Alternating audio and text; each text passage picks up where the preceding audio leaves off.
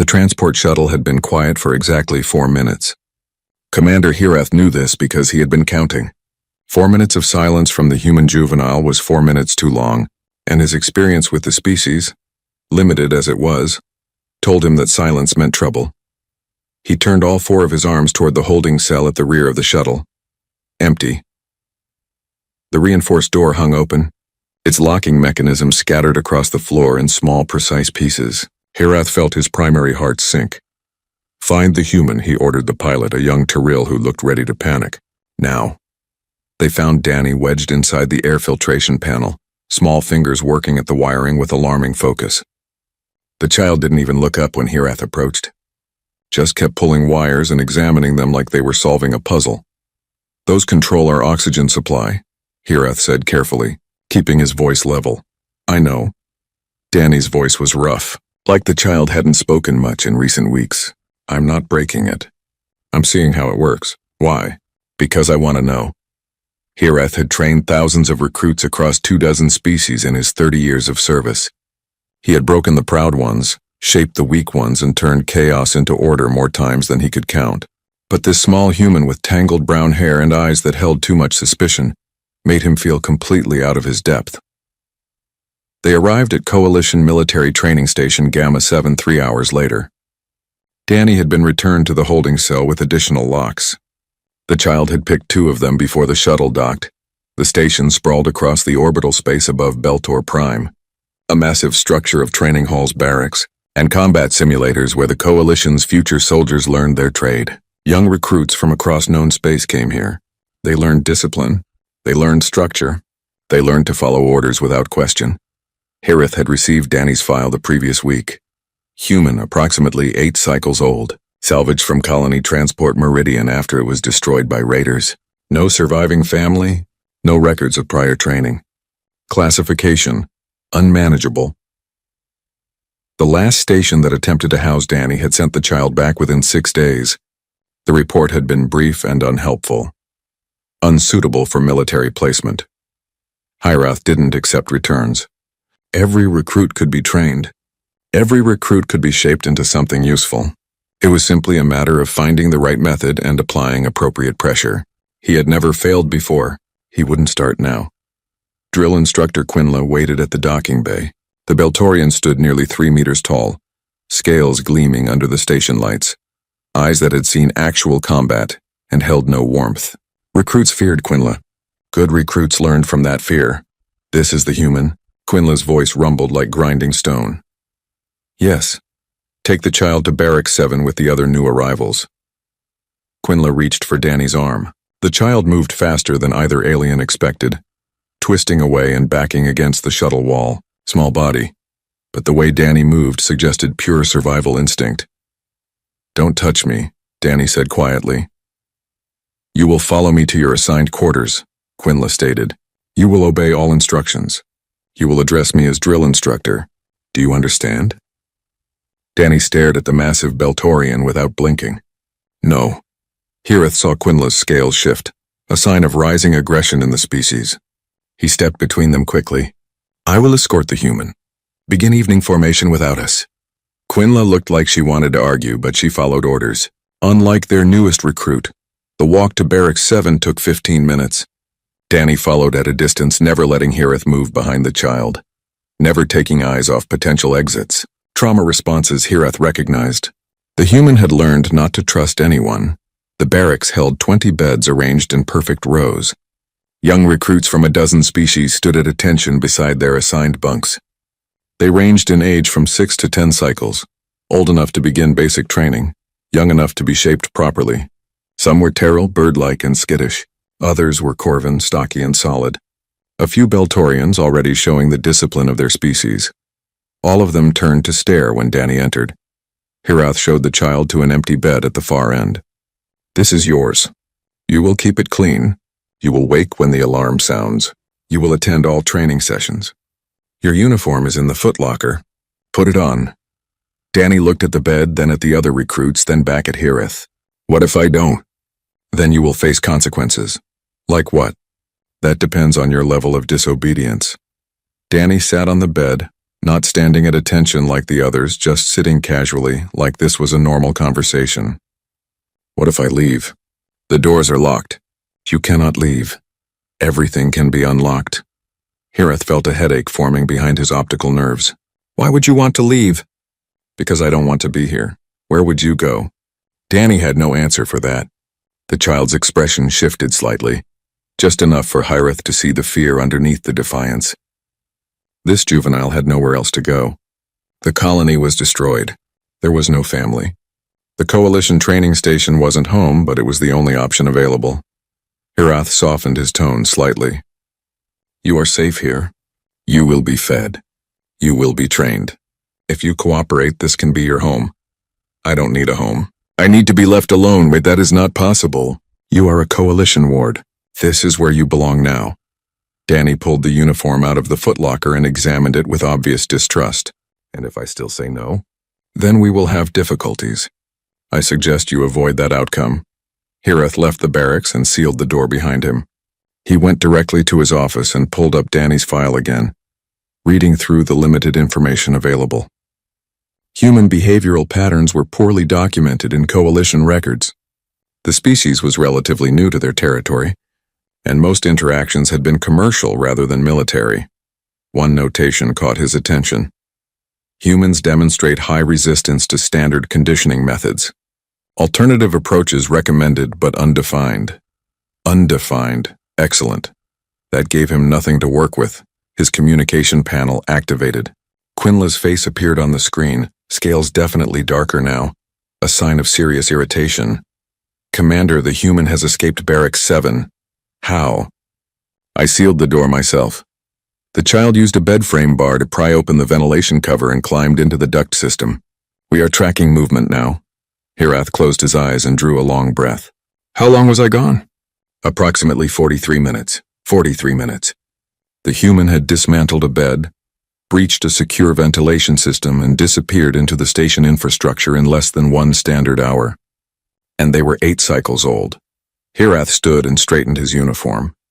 This would be a very long assignment. Find the child, Quinla. Use whatever resources necessary. But do not harm the human. We cannot train a recruit if they are in medical. And when we find the juvenile, then we begin determining what exactly it takes to train a human. Hiraeth stared at the file on his screen, at the image of one small, defiant face looking back at him. The child had already escaped 2 facilities, disrupted a transport shuttle, and breached secured quarters within the first day. Every military instinct Hiraeth possessed told him this recruit was impossible, but impossible just meant he hadn't found the right method yet. Somewhere in the ventilation system above his office, he heard a soft metallic scraping. Hiraeth looked up at the ceiling and wondered if Danny was already listening.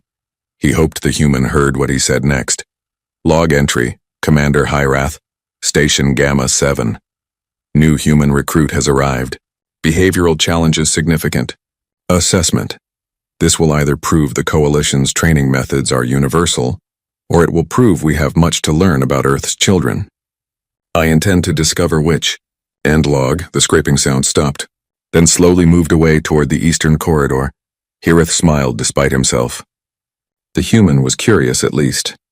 That was something he could work with. Maybe. 2 weeks had passed since Danny arrived at Station Gamma 7, and Quinla had never wanted to resign from military service before. Until now, the human child sat in the punishment cell for the 3rd time that week. This time because Danny had convinced 6 other recruits to hide all the training equipment before morning drills. Quinla had found the equipment eventually, stacked, neatly in the water filtration room with a note that read, "Try looking," where things actually matter. An 8-cycle-old human had written her a sarcastic note about military priorities. Quinla's scales had gone almost black with frustration. You cannot continue this behavior, she told Danny through the cell barrier. Every action has consequences. Danny sat on the floor with legs crossed, looking far too comfortable for someone being punished. Consequences don't work if I don't care about them. You should care. Punishment cells are meant to be unpleasant. I've been in worse places. The way Danny said it, flat and empty, made Quinla pause.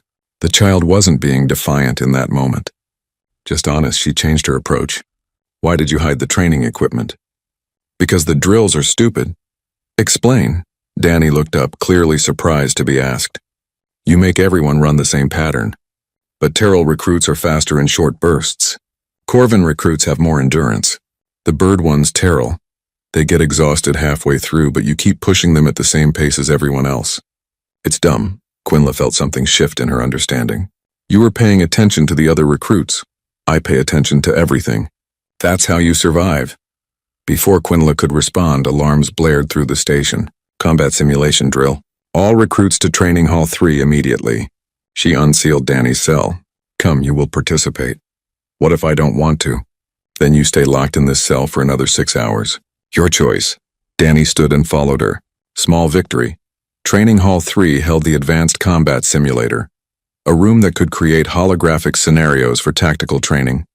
Commander Hirath was already there with 40 recruits lined up by skill level. Danny was placed with the newest, least experienced group, children who had been at the station for less than a month. Today's exercise is simple, Hirath announced. Navigate the hostile environment. Reach the extraction point, avoid all threats. You have 20 minutes. Those who fail will repeat the exercise until successful. The simulation activated. Suddenly, the training hall transformed into a dense forest environment with thick vegetation and hidden dangers. Holographic predators moved through the trees. Environmental hazards appeared as glowing markers. The recruits scattered immediately, each trying to find the safest path forward. Danny stood still for 30 seconds, just watching. Quinla observed from the control room. What was the human doing? Then Danny moved. Not forward toward the objective, but sideways toward a cluster of younger Terrell recruits who were frozen in fear as a holographic predator approached. Danny grabbed a fallen branch, not real but solid enough in the simulation, and smacked the predator's projection hard enough to disrupt it. Move! Danny shouted at the Terrell children. Get behind me! They scattered.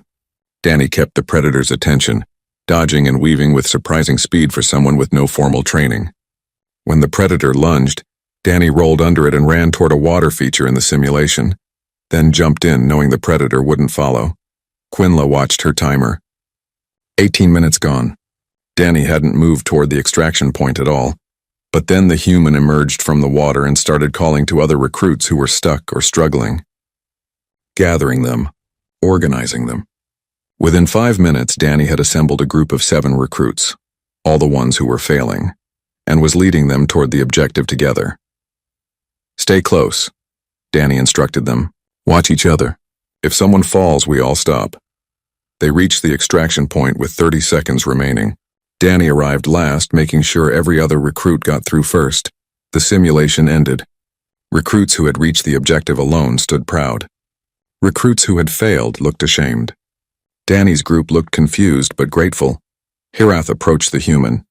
You nearly failed the exercise, but I didn't fail, Danny pointed out. You wasted time helping others instead of completing your own objective. They needed help. Military operations require you to prioritize mission completion. Danny met Hirath's eyes with that same unwavering stare. What's the point of completing a mission if everyone else dies? Quinla saw Hirath's expression shift slightly. The human had a point, even if it wasn't proper military thinking. Return to barracks, Hirath ordered. All of you. That evening, Quinla tried something different. She found Danny in the barracks, sitting alone while other recruits gathered in social groups. The human always sat apart, always watching. Never joining the combat simulation, Quinla began. You demonstrated tactical awareness. Danny looked suspicious. Is this the part where you tell me I did it wrong? You did do it wrong. Mission parameters did not include rescue operations. So I am curious why you chose to help others instead of succeeding yourself. Danny was quiet for a long moment. Then quietly, because nobody helped me when I needed it. I remember being scared and alone and everyone just left. I won't do that to someone else. Quinla understood then. The human's defiance wasn't random. It was protection. The child had built walls because there had been no one to keep the dangers out. The Terrell recruit you helped, Quinla said carefully. The small one named Pip. That one has been seeking you out. Danny glanced across the barracks to where Pip, a tiny bird-like creature with nervous eyes, was watching from a distance. Yeah, Pip keeps following me around. Perhaps Pip feels safer near you. That's stupid. I'm the one who causes all the problems. Or perhaps Pip recognizes that you are the one who stops problems from reaching others. Danny didn't respond, but Quinla saw the child's expression soften slightly. Over the next 3 days, Pip began sitting closer to Danny during meals. Danny didn't acknowledge it at first, but gradually the human stopped sitting completely alone. They sat near Pip, not together but close enough. On the 4th day, Quinla observed something that changed everything. 3 larger Corvin recruits, older, stronger, more established in the station hierarchy, had been bullying Pip systematically for weeks, taking the smaller recruits' food, knocking Pip down during drills, standard dominance behavior that instructors usually let play out naturally. It taught recruits to be tough. But when Danny saw them corner Pip in the equipment storage room, something in the human's demeanor shifted completely. Quinla watched through the security feed as Danny walked straight toward the 3 larger recruits. No hesitation, no fear. "Leave Pip alone," Danny said simply. The largest Corvin laughed. "Make us human." Danny grabbed a practice staff from the wall, not to threaten but to establish presence. "I'm only going to say it once more. Leave Pip alone. You're half our size. Size doesn't matter if you know where to hit." The Corvin moved forward. Danny moved faster.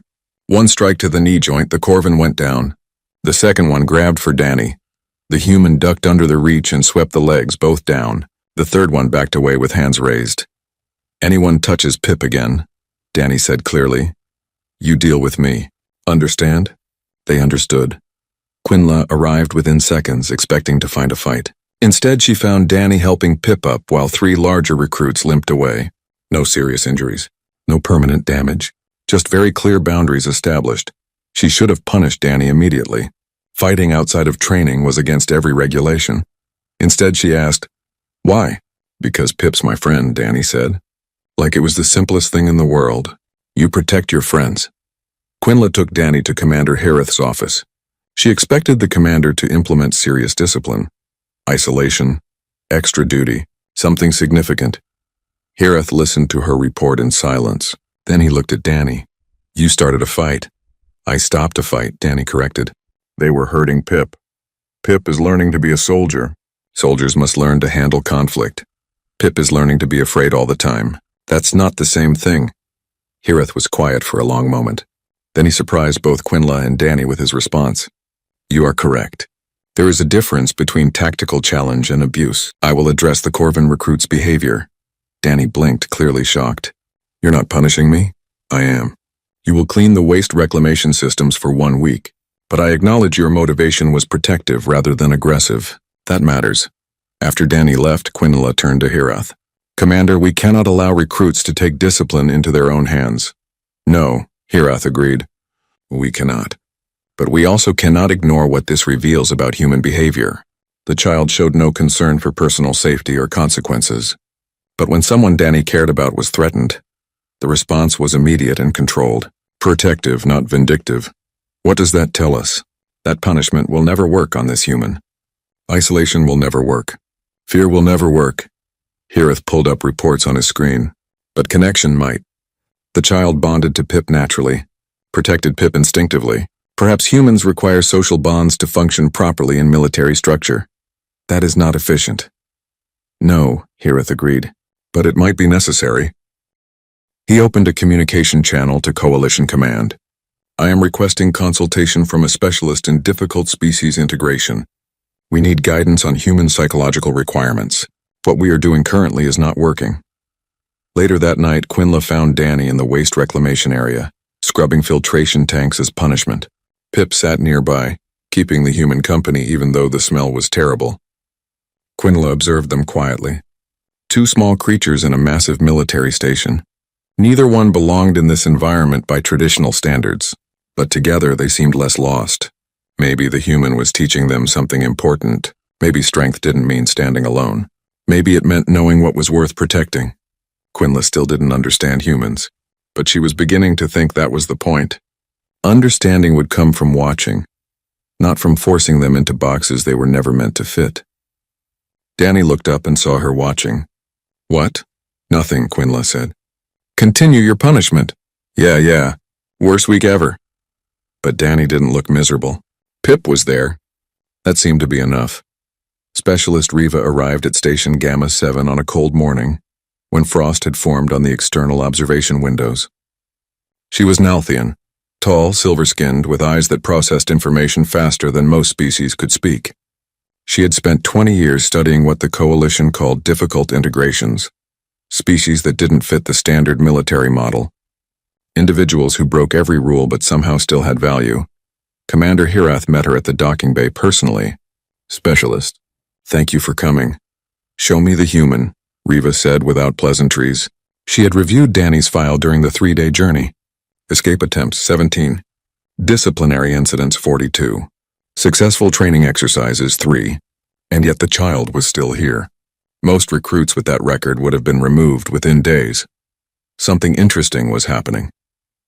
Riva intended to understand what. She observed Danny for 3 days without introducing herself. Just watching, taking notes, recording behavioral patterns. Day 1. Danny woke before the alarm, always. Used those quiet minutes to check on Pip and 2 other younger recruits. Made sure they had their uniforms ready. Helped them prepare for inspections. Then reverted to chaotic behavior once Quinola arrived. Refusing formations, questioning orders, disrupting drills. But it wasn't random chaos. Danny only disrupted exercises that seemed pointless or inefficient. When drills had clear purpose, the human participated fully. Day 2.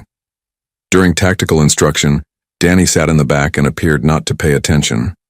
But when Quinola asked a complex question about supply line defense, Danny answered perfectly, including suggestions for improvements the instructor hadn't considered.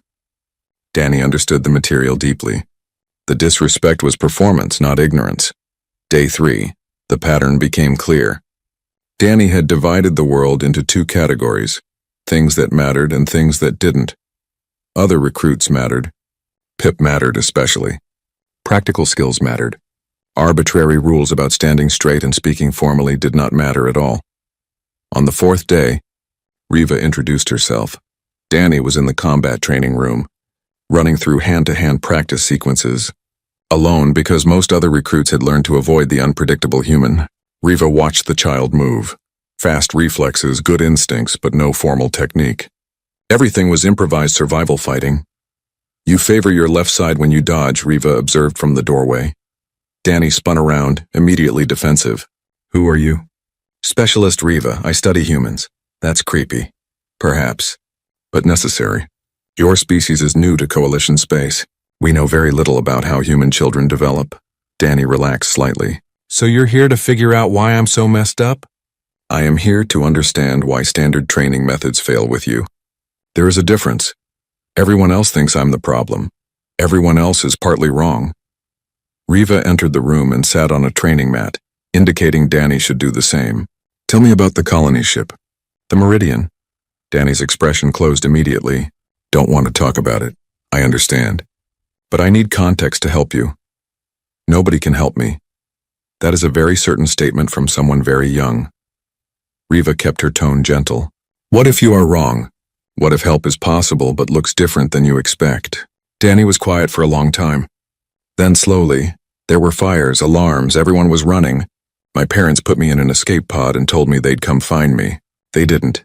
The coalition ship found me 4 days later. I was alone in the pod with no food left and I thought I was going to die. That must have been terrifying.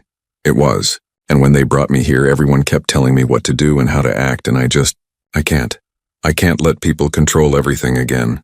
Last time I trusted adults to handle things, I ended up alone in space waiting to die. Riva understood then. Danny's defiance wasn't rebellion. It was trauma response. The child needed control because control meant survival. Rules felt like traps because the last time Danny followed rules, everyone disappeared. "Thank you for sharing that," Riva said carefully. "I know it was difficult. Are you going to tell Commander Hirath to get rid of me now?" "No, I am going to tell him we have been training you incorrectly." Danny looked genuinely surprised. "What?" Before Riva could explain, emergency alarms shrieked through the station. Not a drill, real alarms with urgent priority codes. Riva's communication device activated immediately.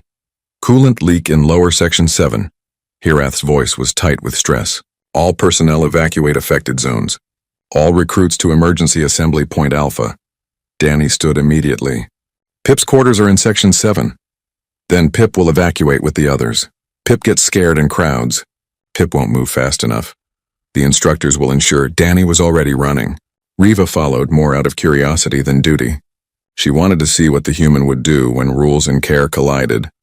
Section 7 corridors were filling with toxic vapor as the coolant systems failed. Adult personnel were herding recruits toward the exits, but everything was chaos. Smaller recruits were getting pushed and trampled. The Terrell children especially. Their size made them vulnerable in panic situations. Danny shoved through the crowd going the wrong direction. Several instructors shouted orders to turn back. Danny ignored all of them. Reva followed at a distance, observing. This was important data. She found Danny in the barracks section, crawling under the vapor layer where the air was slightly clearer. Pip was there, frozen in fear, exactly as Danny predicted. 2 other small recruits, both Terrell, were huddled in the corner, too terrified to move toward the exits. Pip. Danny's voice was calm despite the emergency. I need you to trust me. Can you do that? Pip nodded, trembling. Good, hold on to my back. You two. Danny pointed at the other Terrell children. Follow us. Stay low, don't breathe deep. We're getting out. Danny led them into the ventilation system, the same system the child had escaped through weeks ago. Reva realized with surprise that Danny had memorized the entire duct network during those early exploration attempts.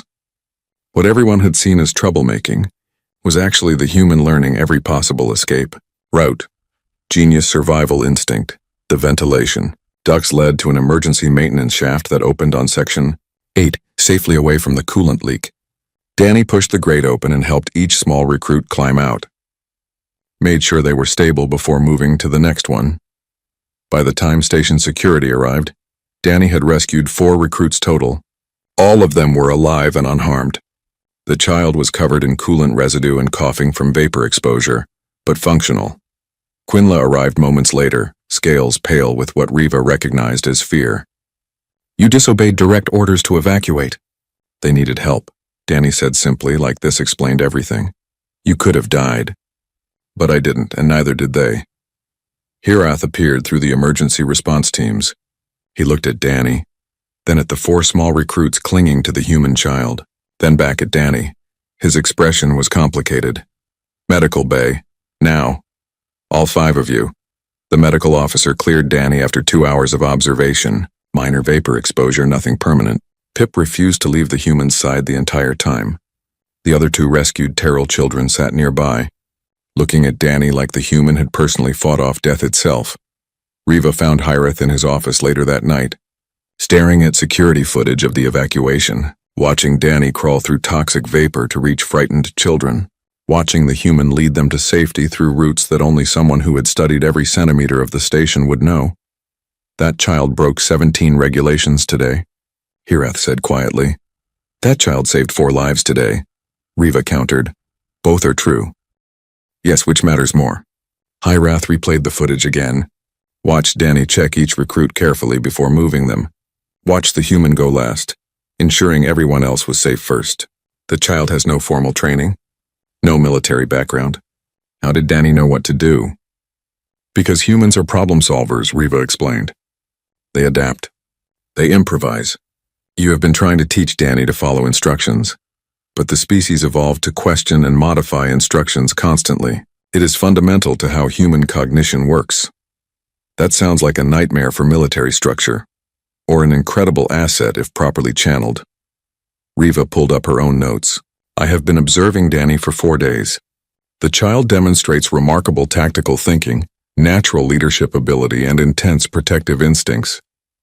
Everything you want in a soldier, but only when Danny believes the mission matters.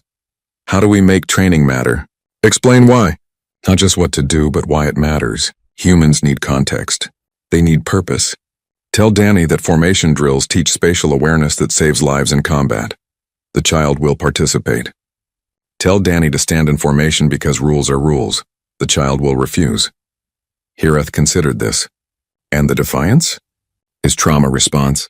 Danny needs control because control was taken away during the most frightening experience of the child's life. The more you try to force compliance, the more Danny will resist. But if you give choices within structure, the human will cooperate. That seems like allowing recruits to make their own rules. No, it is teaching recruits to understand rules. so they can apply them properly in situations where strict compliance would be fatal. Riva gestured at the screen. Danny broke protocol today, but saved 4 lives by knowing when rules matter less than results. Is that not what we need soldiers to do in actual combat? Hirath was silent for a long time. Then he made a decision that would change everything. Draft me a new training protocol. Human-specific, whatever you think will work. We will implement it with Danny as the test case. And if it fails, then I will admit that some species cannot be integrated into coalition military structure. But I believe this human can succeed. I simply believe we have been measuring success incorrectly. Riva smiled. This was why she took difficult assignments. The moment when rigid thinking broke open and allowed new possibilities. I will have a protocol ready within 2 days. But Commander, you should know that if this works, it will not make Danny easier to manage. It will make the child more effective at being exactly what humans are, which is unpredictable, creative, and absolutely unwilling to let others suffer if they can prevent it. Hirath looked at the security footage one more time. Watch this small, traumatized human child crawl through poison vapor to save others. I think the coalition could use more of that, even if it gives me headaches. Especially because it gives you headaches, Riva said. Comfortable systems do not improve. Danny is forcing us to improve. Later in the medical bay, Pip finally fell asleep curled against Danny's side. The human stayed awake, watching the door like threats might come through at any moment. Riva sat down quietly nearby. You should rest. Can't. Need to make sure Pip's okay. Pip is safe. You made sure of that. Have to stay sure. Riva understood. Danny couldn't turn off the survival instincts. The hypervigilance. The need to protect. These things were part of who the child was now. Danny, she said gently. What if I told you we are going to change how we train you? Make it work better for how humans think? You mean make me act normal? No. I mean stop forcing you to be something you are not. Work with what you are instead of against it. Danny looked skeptical. Why would you do that? Because what you did today proved you have value exactly as you are. We just need to help you grow in directions that work for your species, not ours. And if I'm still difficult, then you are difficult. But difficult and valuable are not opposites. Danny seemed to process this, then very quietly. Nobody ever said I was valuable before. Then they were not paying attention, Riva said simply. She stood to leave but paused at the doorway. Sleep if you can, Danny. Tomorrow we begin teaching you the way humans need to be taught. I think you will be surprised at the difference. For the first time since arriving at Station Gamma 7, Danny smiled. Just a small one. But real. Progress. The new training protocol started on a morning that felt different from all the others. Danny woke to find Quinla waiting outside the barracks, but the Beltorian's posture was changed. Less rigid. More open. Today we try something new, Quinla announced. Follow me.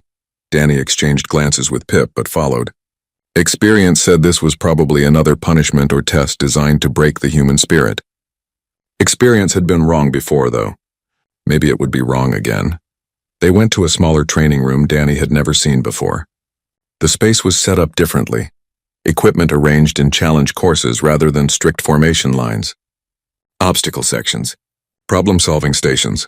Combat scenarios that looked actually interesting instead of just repetitive. Specialist Riva was there, along with Commander Hirath. Both looked serious but not angry. That was new. Danny, Hirath began, we have designed a modified training approach. Specialist Riva believes it will be more effective for human learning patterns. You will participate.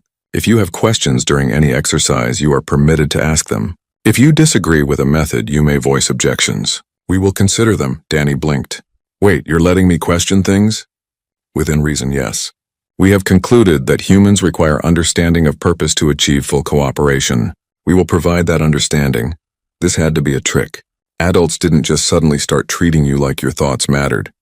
But Riva nodded encouragingly, so Danny decided to try. Okay, what's first? Quinla gestured to an obstacle course. Navigation under pressure. You must cross from this side to that side using only the equipment provided. Time limit 5 minutes. Why? Danny asked, testing the new permission. Because in combat situations you must often traverse hostile terrain quickly using improvised tools. This builds that skill. Danny looked at the course. That makes sense. Can I start? Yes, Danny completed the course in 3 minutes. Not because it was easy, but because knowing why it mattered made the human brain engage differently. This wasn't pointless jumping through hoops. This was learning something that could save lives. That was worth trying for. Next came combat scenarios. But instead of just following preset moves, Quinla explained the theory behind each technique. Why this stance provided better balance, why this strike targeted vulnerable points, why spacing mattered in group fighting. Danny absorbed everything, asked questions constantly. What if the opponent is taller? What if you are fighting in zero gravity? What if you need to protect someone while fighting? Quinla answered each question, sometimes with practical demonstrations, sometimes by admitting she didn't know and they would research together. This was learning. Real learning, not just obedience. By midday, Danny had completed more successful training exercises than in the previous month combined. During lunch, Pip sat close as always. You seem happy, the small Terrell observed. It is different today, Danny admitted. They are treating me like I have a brain. You always had a brain. They just noticed finally. Danny smiled at that. Pip was getting braver, more willing to speak up. The little bird-like creature was learning confidence from watching the human refuse to shrink. That afternoon brought tactical simulation exercises. But this time Riva changed the parameters. You will lead a squad, she told Danny. Choose 5 recruits. Any 5 you want. Danny picked Pip immediately, then chose the 2 Terrell children from the coolant leak rescue. They trusted the human now. Added 1 Corvin recruit who had stopped bullying others after watching Danny's protective instincts, and 1 older Beltorian who was good at strategy but struggled with creative thinking. Quinla raised a scaled eyebrow. You chose the smallest and least experienced recruits available. I chose recruits I know will work together, Danny corrected. We are not the strongest individually, but we will be the strongest as a team. The simulation began, rescue mission in hostile territory with limited resources. Most squads approach these scenarios with force, fight through enemies, extract the target, retreat. Danny took 30 seconds to study the simulation environment, then surprised everyone by not engaging enemies at all. We go around, Danny instructed the squad. Pip, you are smallest. Scout ahead and signal if paths are clear. You 2, pointing at the Terrell pair, stay in middle formation where you are protected. Corvin recruit, you guard our rear. Beltorian, you help me navigate. They moved through the simulation like water flowing around rocks, avoided unnecessary conflicts, used stealth and environment instead of direct combat. When they did encounter enemies, Danny's squad used distraction tactics, making noise in one direction while moving in another. They completed the objective in 12 minutes with 0 casualties. Most squads took 20 minutes and lost half their members. Hirath watched from the control room with growing fascination. The human is using asymmetric tactics, compensating for physical disadvantages with strategic positioning. Humans evolved as persistence hunters, Riva explained. They did not overpower prey. They outlasted and outthought prey. Danny is applying that instinct to combat scenarios, using brain instead of strength. Over the next week, the new training method proved effective beyond anyone's expectations. Danny participated fully in exercises that had clear purpose, questioned efficiently instead of just refusing. Most importantly, the humans started teaching other recruits the creative problem-solving that came naturally to Earth children. Pip learned to analyze situations from multiple angles before acting. The Corvin recruit learned that winning didn't always mean fighting. Even older recruits started asking Danny for advice on tactical problems. Quinla found herself learning as much as teaching. The human saw patterns she missed, noticed details her centuries of military training had taught her to ignore. Danny's perspective was valuable specifically because it was different. One morning, Quinla presented a complex tactical problem to the advanced training group. Defend a position with limited resources against superior forces. Standard solution: hold as long as possible, retreat when overrun, accept losses as inevitable. Danny raised a hand. Can I suggest a different approach? Yes, Quinla said, and meant it now. What if we don't defend the position at all? What if we make the enemy think they won, then retake it after they move on? Use their victory against them. The other recruits looked shocked. That was deception. That wasn't honorable combat. That was cheating. Explain your reasoning, Quinla prompted. If our goal is protecting the position, then we protect it. Doesn't matter if we are standing in it the whole time. What matters is that we control it when the fight ends. If we retreat and let them think they won, they stop defending it carefully. Then we come back and take it easily. Fewer casualties. Same result. Quinla was quiet for a moment. Then she did something she had never done before in 30 years of teaching. She changed her lesson plan on the spot. We will explore this approach. Everyone consider how Danny's strategy could be applied to various scenarios. The other instructors started noticing. Human child who had been classified as untrainable was now setting the standard for creative tactical thinking. Commander Hirath received requests from other training stations asking about the new methods. But everything changed when Coalition Command sent word. More human children were being transferred to Station Gamma 7. 6 of them. Rescued from various situations across Coalition space. Young, traumatized, difficult. They are sending them here because we succeeded with Danny, Hirath told Riva. Command wants to establish a human integration program using our station as the template. And if we fail with these new children? Then they conclude Danny is an exception, not the rule. The program ends. Future human children are placed in civilian facilities, not military training. Riva understood the stakes. This wasn't just about 6 new recruits. This was about whether humans had a place in coalition military structure at all. She called Danny to a private meeting. Pip came too. Where Danny went, Pip followed now. The loyalty between them had become absolute. We need your help, Riva said directly. More humans are coming. They will struggle like you struggled. We need you to help them adjust. Danny looked uncertain. I don't know how to help. I barely figured things out for myself. You know more than you think. You know what it feels like to be alone and scared in a place that does not understand you. You know what made things better for you. That knowledge is valuable. What if I mess it up? What if they don't listen to me? Then you try again. The same way we kept trying with you. Danny was quiet for a long moment, then looked at Pip, who nodded encouragingly. The little Tyrell had become Danny's conscience, the reminder that caring about others was strength, not weakness. Okay, Danny agreed. I will try, but I need to do it my way. What is your way? Humans don't need someone to tell them what to do. They need someone to show them they are not alone. I can do that. When the 6 new human children arrived, they were exactly as difficult as Danny had been. Scared, angry, defensive. They broke rules. They refused orders. They fought against every attempt to structure their behavior. The instructors started to panic. Maybe Danny was an exception. Maybe humans really were untrainable. But Danny didn't panic. The now experienced recruit approached each new human individually. Talked to them. Not as an instructor, but as someone who understood. I know this place is weird, Danny told a small human girl who wouldn't stop crying. I know everything feels wrong, but it gets better. I promise it gets better. How do you know? She asked through tears. Because I was exactly like you 2 months ago. And look, Danny gestured at Pip and the squad members nearby. Now I have friends. Now I have people who care if I am okay. You will too. You just have to give it time. To the angry boy who kept trying to fight instructors, Danny said, I get it. You want to hit something. You want to hurt them back for hurting you. But that just makes everything worse. Trust me, I tried. What works better is showing them you are smart and strong in ways they don't expect. That scares them more than fighting does. To the quiet child who wouldn't speak at all, Danny just sat nearby. Didn't force conversation. Just existed in the same space until the silence felt comfortable instead of threatening. Eventually, the quiet child started talking. Small words at first, then more. Within 3 weeks, all 6 human children were participating in training. Not perfectly. Not without struggles.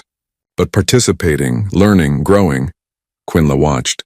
Danny worked with the new humans and realized something profound. The child had become exactly what the coalition needed, without losing what made humans special. Danny could exist within military structure, while maintaining human creativity and compassion, could follow rules while still questioning them, could be disciplined without being broken. Your human has changed this entire station, Quinla told Riva one evening. Danny changed because we changed, Riva corrected. We stopped trying to force a human child into an alien shape. We let the child be human. That made all the difference. Do you think the other stations will adopt these methods? If they want human recruits to succeed, they will have no choice. That night, Danny sat with the squad. Pip and the growing group of recruits who had learned that different could mean better. They were reviewing tactical scenarios together, each person contributing ideas from their unique perspective. Danny had gone from the recruit everyone wanted, gone to the recruit everyone wanted to learn from, not by becoming less human, by becoming more fully what humans were meant to be. Commander Hireth observed from a distance and updated his log. Human integration protocol successful. Recommend expansion to all coalition training facilities. Note: success required institutional change, not just individual adaptation. We learned as much from Danny as Danny learned from us. Perhaps that is the point. The coalition evaluators arrived without warning on a morning when everything had been going well. That should have been Danny's first clue that something bad was about to happen. In the humans' experience, the universe didn't let good things last very long. There were 3 of them. Cold-eyed officials from Coalition Central Command, who looked at Station Gamma 7 like they were inspecting a broken piece of equipment. They wore formal uniforms with medals Danny didn't recognize, and carried data tablets that probably held reports about every mistake the human had ever made. Commander Hireth met them in the main conference room. Danny wasn't invited to that meeting, but heard about it from Pip, who had excellent hearing and had been cleaning near the ventilation system. Pip was getting good at Pip's own form of intelligence gathering. They are here to evaluate whether you are truly integrated, Pip whispered during lunch. They think the reports are exaggerated. They want to see for themselves if a human can really be a proper soldier. Danny felt something cold settle in the chest. When? Tomorrow. They have designed special tests. That night, Danny couldn't sleep. Lay in the barracks staring at the ceiling while other recruits slept peacefully around the room. The 6 newer human children were finally sleeping through the night without nightmares. That had taken weeks of patience and support. Danny had helped them feel safe here, and now someone was coming to decide if that safety was real or just temporary. The testing began at dawn. The evaluators wanted to assess Danny individually, separate from the squad and support system. That was their first mistake. They were testing whether a human could function like other species rather than whether a human could function as a human. But Danny tried. Really tried. Because failing meant getting sent away, and getting sent away meant leaving Pip and the others. That wasn't acceptable. First test, individual combat evaluation. Danny faced off against a combat instructor twice the human's size. Standard procedure. Demonstrate technique, show proper form, execute approved strike sequences. Danny did everything correctly. Every move by the training manual. Perfect form. Exactly what they wanted to see. The lead evaluator, a stern Corvan female named Sector Chief Rel, made notes on her tablet without expression. Adequate, but lacks the creativity reported in previous assessments. Because Danny was performing instead of fighting naturally, but admitting that would prove the evaluator's point, that humans couldn't follow proper procedure. Second test, tactical simulation without the squad. Solo mission, infiltrate enemy position, retrieve intelligence, extract without detection. Danny completed it efficiently. Used standard approaches, textbook strategies, nothing innovative, nothing human. Completion time within acceptable parameters, Vrel noted. But again, this does not demonstrate the exceptional problem-solving abilities claimed in Commander Hireth's reports. Because Danny was being what they wanted, instead of what the human actually was. The evaluators were measuring the wrong things and declaring success a failure. Third test, psychological evaluation. They put Danny in a small room with one of their specialists and asked questions for 2 hours. Questions about trauma, about defiance, about whether the human truly accepted coalition authority, or was simply pretending. Danny answered carefully, said what they wanted to hear. Yes, Danny understood chain of command. Yes, Danny would follow orders even when disagreeing with them. Yes, Danny had learned to control aggressive impulses, all technically true, but presented in a way that made the human sound broken and rebuilt rather than grown and adapted. The specialist seemed satisfied. Vrel did not. The child's responses are too controlled, she told Hireth after the evaluation. Danny heard this from outside the conference room, where Pip was once again cleaning nearby and translating for the human. Like someone who has learned to perform correct answers rather than internalize them. I suspect the integration is superficial. Danny has made remarkable progress, Hireth argued, or has learned to manipulate the system effectively. We need to determine which. That evening they delivered their decision. Danny would be separated from Pip and the squad for 1 week. Isolated evaluation to see if the human could maintain discipline without social support. If Danny succeeded, the integration was real. If the human reverted to previous behaviors, it proved the whole program was dependent on external factors and therefore unstable. They took Pip away that night. Not to harm the little Terrell, just to move Pip to different barracks. But Danny didn't know that. All the human knew was that they came and took away the one being who made this place feel safe. Danny felt something crack inside. All the progress, all the learning, all the trying to be what they wanted. And they were still taking everything away. By morning, Danny had escaped the isolation quarters 3 times. The 4th time, security had to physically restrain the human.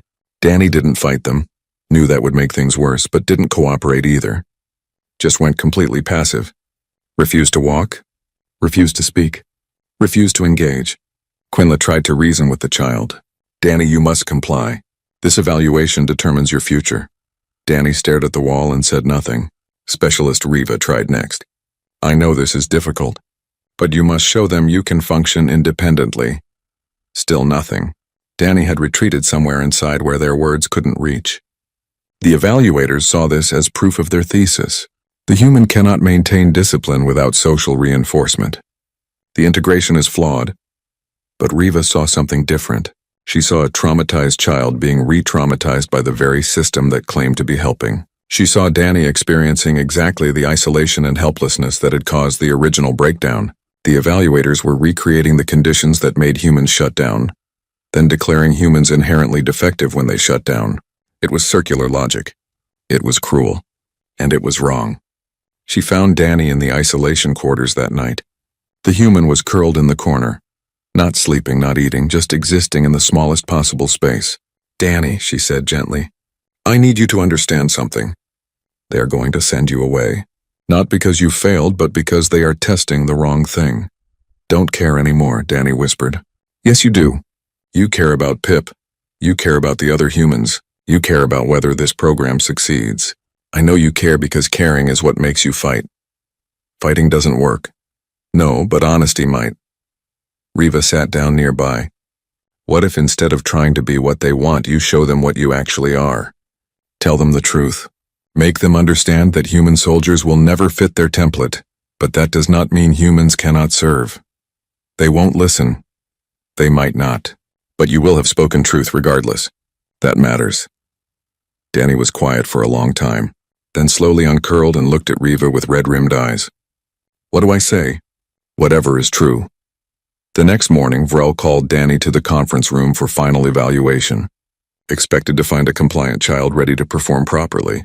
Instead found a small human who walked in without permission and spoke before being addressed. You want me to be a machine, Danny said clearly. You want me to follow orders without question. Function without emotional support. Be strong by being alone. That is not what humans are. Vrel's expression hardened. So you admit you cannot meet coalition military standards. I admit that your standards are wrong for my species. We are pack animals. We evolved in groups. We fight for each other, not for abstract duty. You can't test human integration by isolating us and seeing if we break. That is like testing if a fish can swim by taking away water. Military personnel must function under any conditions. Then why do other species get to serve in units with their own kind? Danny interrupted. Beltorians work in Beltorian companies. Corvin prefer Corvin squad mates. You build structure around what species need. Except for humans. You test us by removing what we need, then declare us broken when we struggle. Commander Hirath stepped forward. Sector Chief Vrel, the child makes a valid point. The child is making excuses for defiance, Vrel countered. No, Danny said firmly. I am explaining why your evaluation method is flawed. You took Pip away to see if I could function without support, but you wouldn't take a Beltorian's weapon to see if they could fight without it. You wouldn't remove a Terrell's wings to test if they could still be soldiers. Why is it acceptable to remove what humans need and call it a valid test? Silence filled the conference room. Quinla spoke quietly. The human is correct. We have been testing whether Danny can be like us. We have not been testing whether Danny can be an effective human soldier. Because there is no such thing as an effective human soldier. Vrel's voice rose. Your species is too emotional, too defiant, too human, Danny finished. Yes, we are. And you can either accept that and find ways to work with it, or you can keep trying to force us into shapes we will never fit. But if you do that, you lose what makes us valuable. Which is what exactly? We don't give up, we adapt. We protect each other even when it costs us personally. We question orders that don't make sense, which means we catch mistakes that obedient soldiers miss. We are creative and stubborn, and we survive things that would break other species. Danny's voice was steady now, strong. You can call that defiance if you want, or you can call it exactly what you need in soldiers who might face the impossible. Vrel stared at the small human for a long moment. You are asking the coalition to change its entire military structure to accommodate one difficult species. No, I am asking you to recognize that diversity makes forces stronger. That different is not the same as broken. Before Vrel could respond, emergency alarms shrieked through the station. Not a drill, real alarms with urgent military codes. Hirath's communication device activated immediately. Commander, we have hostile contact. Raiders breaching outer hull. This is not a simulation. Everything changed in that instant. The evaluation didn't matter anymore. What mattered was survival. Danny looked at Vrel with clear eyes. If we survive this, you will see what human soldiers actually are. If we don't survive, your evaluation won't matter anyway. The human turned and ran toward the sounds of chaos, not away from danger, toward it, toward where Pip and the others would be, where people needed protection. Vrel watched the small figure disappear down the corridor and realized something that changed her entire assessment. Danny wasn't running toward danger despite being afraid. Danny was running toward danger because of caring more than fearing. That was what human soldiers would be. Not fearless, but driven by something stronger than fear. The question was whether the coalition was ready for that. The Raider breach alarms created instant chaos throughout Station Gamma 7. Recruits scattered in panic. Instructors shouted conflicting orders. The carefully structured military environment dissolved into confusion within seconds. Danny ran against the flow of evacuating personnel, pushing through crowds toward the junior barracks where Pip and the younger recruits would be. Behind, Commander Hirath was coordinating with security forces. Sector Chief Vrel and the other evaluators stood frozen, clearly unprepared for actual combat after years of observing simulations. The human found the junior barracks in disorder, small recruits huddled in corners. 2 instructors were trying to organize evacuation, but the children were too frightened to move efficiently. Pip saw Danny and immediately broke from the group. Raiders are in sections 4 and 6, Pip said quickly, always gathering information even in crisis. They are cutting through toward the command center. Everyone is supposed to evacuate to emergency pods, but half the routes are blocked. Danny processed this in seconds. How many recruits here? 23, mostly under 10 cycles. Okay. Danny raised voice to cut through the panic. Everyone listen! I need you to trust me. Can you do that? The terrified children looked at the small human. Some had trained with Danny. Others had watched from a distance. But all of them had heard stories about the human who escaped everything, survived everything, protected everyone. They nodded. Good. We are not evacuating. Too many blocked corridors and you are too small to fight through crowds. We are going to secure this section and wait for rescue, just like the simulations. Remember those? A few nods. Less fear now. Danny was giving them something to do instead of just telling them to be afraid. Pip, you and the Terrell recruits check all the ventilation covers. Make sure they are secure. If raiders can get in, we need to know about it. Corvin recruits, help me move these beds to block the main door. We make this room defensible. Everyone else gather emergency supplies. Water, medical kits, communication devices. Move fast but move smart. The children responded immediately. Having a task, having a plan, it gave them purpose. Fear turned into focus. Within 10 minutes, the barracks had transformed into a fortified position. Furniture barricaded the entrance. Ventilation routes were monitored. Small recruits who couldn't fight were positioned in the safest areas with clear escape routes if needed. Older recruits who had combat training stood ready with practice weapons. Not much against actual raiders, but better than nothing. Danny established communication with Commander Hirath using one of the emergency devices. Commander, this is Danny. Junior barracks secured. 23 recruits safe for now. What do you need from us? Hirath's voice came through with obvious relief. Danny, stay where you are. Security forces are engaging raiders. We will reach you when the situation is contained. Understood.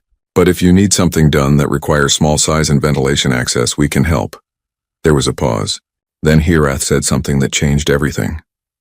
Danny, raiders have damaged the main communication relay in Section 5. We cannot coordinate security forces effectively without it. The access corridor is too damaged for adult personnel to traverse safely. But the ventilation system connects directly to that room. Danny understood immediately what he was asking. You need someone small enough to crawl through vents, reach the communication room, and restore the relay. Yes, but I cannot order you to do this. It is dangerous. You are a recruit, not a soldier. Danny looked at Pip and the others, all watching, all trusting that the human would know what to do. I am going, Danny decided. Pip, you are in charge while I am gone. Keep everyone safe. If raiders breach this position, use escape route 3 through the ventilation system like we practiced. Understand? Danny, no. Pip started, I have to. Communication relay means they can coordinate defense. That protects everyone, including all of you. Danny gripped Pip's small shoulder gently. I will come back. I promise. Before anyone could argue further, Danny was climbing into the ventilation system with a basic toolkit and emergency communication device. The vents were tight even for a small human, but Danny had spent weeks mapping every centimeter of this system during early escape attempts. Knew exactly which route would reach Section 5. The journey through the ducts took 15 minutes of careful crawling. Twice Danny had to backtrack when passages were blocked by damage. Once a patrol of raiders passed directly below the vent opening. Danny froze completely still, controlling breathing until they moved on. The communication room was a disaster. Raiders had smashed equipment systematically, trying to blind the station's defensive coordination. But they hadn't destroyed everything, probably because they didn't know which components were critical. Military equipment was complex. Raiders were just thugs with weapons. Danny dropped into the room and immediately started assessing damage. The main relay console was cracked but possibly functional. Power couplings were disconnected but intact. Someone had ripped out wiring but hadn't cut it, just pulled it loose. The human started working, reconnecting wires using color-coding patterns from training exercises, re-establishing power flow by trial and error. Danny wasn't an engineer, but humans were tool users, problem solvers. Give them a broken system and time, they would figure it out. After 20 minutes of frantic work, the console flickered to life. Danny activated emergency channel. Commander Hirath, communication relay restored. Can you hear me? Danny! Yes, we have full communication now. Security teams are coordinating. Well done. Just tell them to avoid Section 5 corridor. Raiders are still here and I don't want to get caught in crossfire when security arrives. Understood. Stay hidden until we clear that area. Danny stayed in the communication room, monitoring the restored systems and making sure nothing failed again. Through the communication channels, the human could hear security forces coordinating effectively now. Pushing raiders back, securing sections. The tide of battle was turning. Then Danny heard different voices on the channel. The evaluators. Sector Chief Vrel was in the command center listening to everything. Commander, who authorized a recruit to attempt this repair? Vrel demanded. I made a tactical decision based on available resources, Hirath replied calmly. You sent a child into active combat. I provided an option to a recruit who volunteered. Danny executed successfully and potentially saved lives by restoring communications. This is completely against protocol, Quinla's voice cut in. Sector Chief, perhaps we should discuss protocol after the immediate crisis is resolved. Danny, can you hear this channel? Yes, drill instructor. Are you secure in your current position? Yes, raiders haven't figured out I am here. Good, remain there. Security will reach you within 10 minutes. You did well, recruit. Danny felt something warm in the chest at that. Quinla never gave praise lightly. Coming from her, it meant everything. The 10 minutes felt like hours, but eventually security forces cleared Section 5. They found Danny sitting beside the communication console, tools neatly organized, systems functioning perfectly. The human had even started documenting what repairs were made for maintenance records. Commander Hirath arrived shortly after. Looked at the restored communication room. Looked at one small human covered in dust and ventilation grime, but completely calm. Are you injured? No, sir. Just dirty. You disobeyed my order to stay in the barracks. You gave me an option to help. I took it, Hirath almost smiled. Yes, you did. Thank you, Danny. They escorted the human back to the junior barracks where Pip and the others had maintained perfect defensive position. Not one recruit had panicked. Not one had abandoned the plan. They had trusted Danny's instructions and executed them flawlessly. When Danny entered, Pip launched forward and wrapped small arms around the human in a fierce hug. You came back. I promised I would. The other young recruits crowded around, relief and joy mixing with the exhaustion of sustained fear. They had survived. All of them. Together, Sector Chief Vrel found them there an hour later after the raiders had been captured or repelled and the station secured. She observed the small humans and other young recruits, noting their defensive positions, their organization, their clear trust in each other and in Danny's leadership.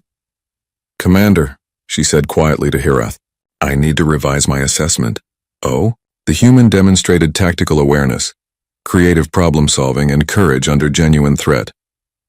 But more importantly, she gestured at the barracks, Danny organized and maintained discipline among 23 terrified recruits during active combat. That is leadership.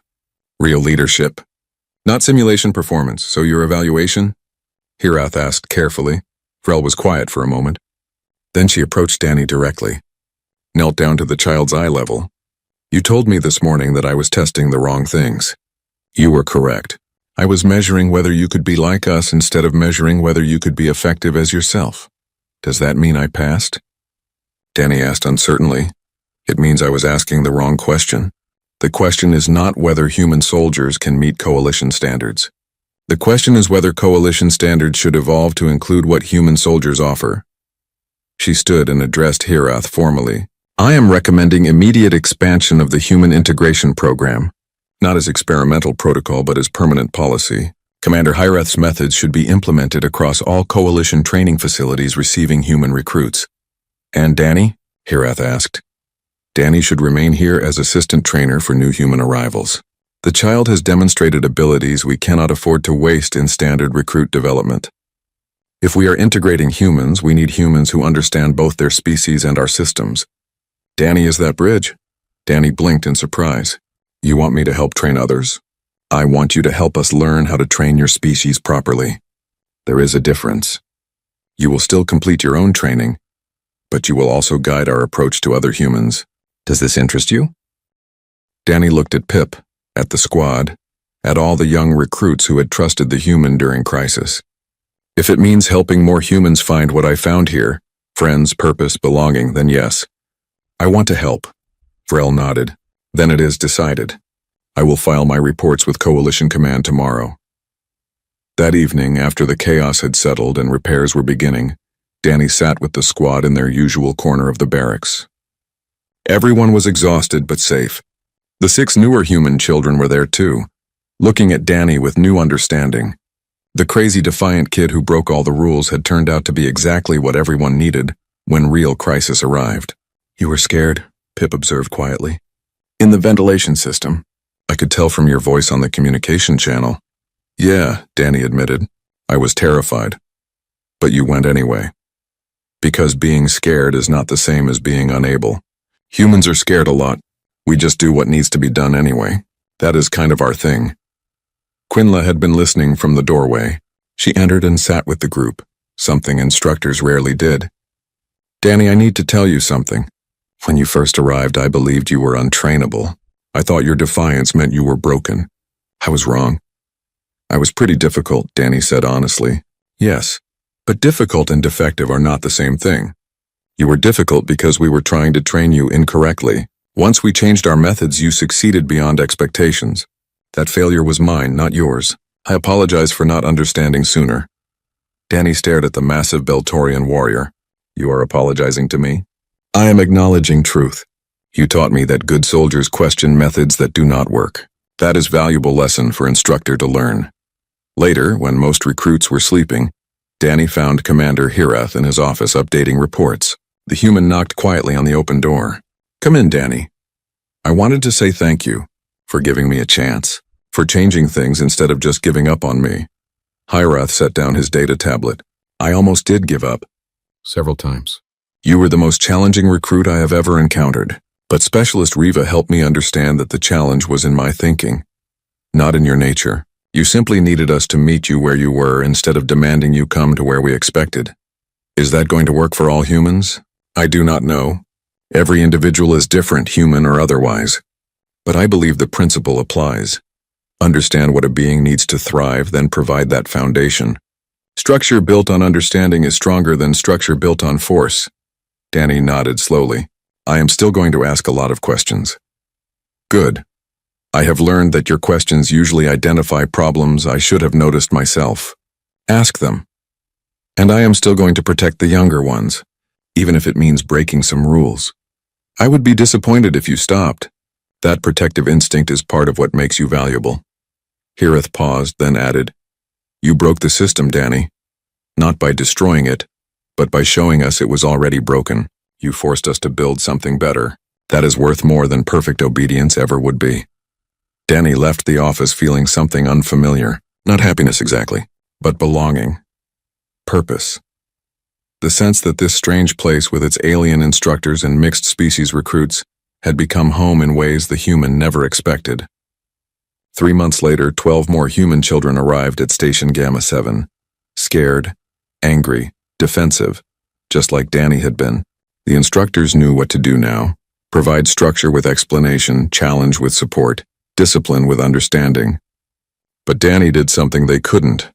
The experienced human recruit met each new arrival individually, sat with them, talked to them about survival and fear and learning to trust again, showed them that humans could belong here without losing what made them human.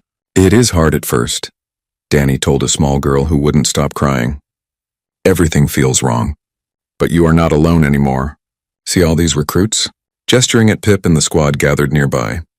They are different species, different backgrounds, different everything. But we work together. We protect each other. That is what makes us strong. Not being the same. Being together. The girl looked at the mixed group of recruits, saw them watching her with acceptance instead of judgment, saw possibility instead of threat. Will it really get better? She whispered. Yes, Danny promised. I swear it does. You just have to give it time, and give them a chance to understand you, just like I did. Commander Hireth watched from a distance as Danny worked with the new humans, helping them adjust, teaching them to navigate coalition military culture while staying true to human nature. The child who had been declared impossible was now making the impossible work for others. His log entry that evening was brief. Human integration program fully implemented. Success rate exceeds all projections. Initial assessment confirmed. The problem was never human capability. The problem was our inflexibility. Danny proved that species diversity strengthens forces rather than weakening them. Recommend this principle apply to all coalition training. We are stronger when we embrace difference rather than eliminate it. End log. Years later, when the first humans graduated to active military service, they carried with them something unique. Not just skills and discipline, but the understanding that being a good soldier meant being authentically yourself, while working toward common purpose. They questioned orders that didn't make sense. They protected their squad mates fiercely. They solved problems creatively.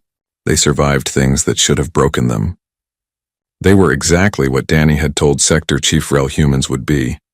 Not perfect, not obedient, but absolutely unwilling to give up or let others suffer if they could prevent it. And the coalition was stronger for it.